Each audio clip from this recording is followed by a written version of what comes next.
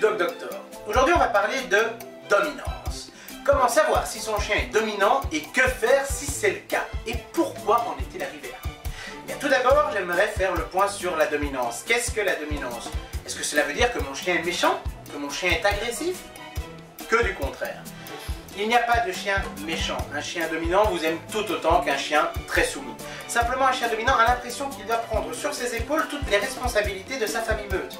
C'est qu'il a été mal sociabilisé ou peut-être avez-vous fait sans le savoir des erreurs qui l'ont mené à penser qu'il devait gérer la maison à votre place.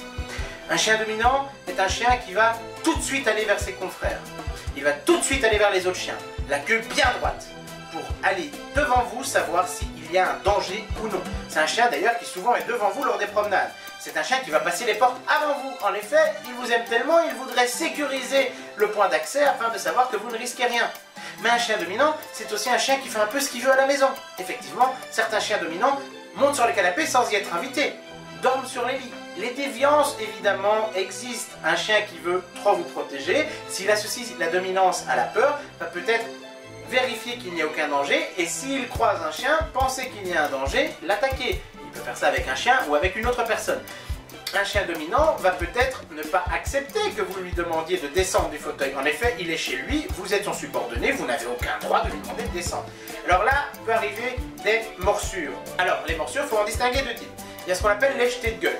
En fait, c'est les morsures qu'on pourrait appeler sèches. Voilà. Donc il referme sa gueule et la rouvre rapidement. C'est l'équivalent canin d'une baffe. Le chien vous remet à votre place. Oh, dis donc, toi. Puis, il y a aussi la morsure, j'ai envie de dire, violente, durable, qu'on appelle la morsure fermée. Et ça, c'est rarement les dominants qui font ces morsures-là, c'est des chiens peureux. En fait, le chien va vous attraper et ne va pas vous lâcher. Pourquoi? Parce que le chien a peur de vous et il se dit, mon Dieu, si je lui lâche la main, je vais m'en prendre une. Donc, ce n'est pas pareil. Un jeté de gueule, c'est moins dangereux qu'une morsure fermée. Mais, c'est douloureux, même si pour le chien, c'est l'équivalent d'une petite baffe. Votre corps et le corps d'un chien n'est pas le même et vous ne réagissez pas de la même manière.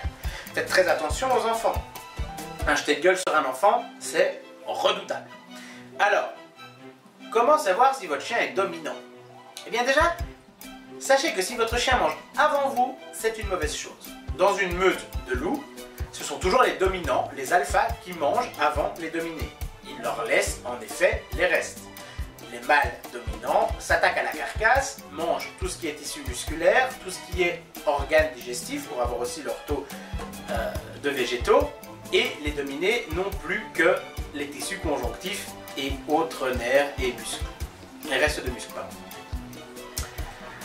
Vous devez reproduire la même chose à la maison. Vous devez manger d'abord et votre chien doit manger après. Un chien qui passe la porte avant vous est sûrement un chien dominant. Il veut, comme je vous l'ai dit précédemment, vérifier.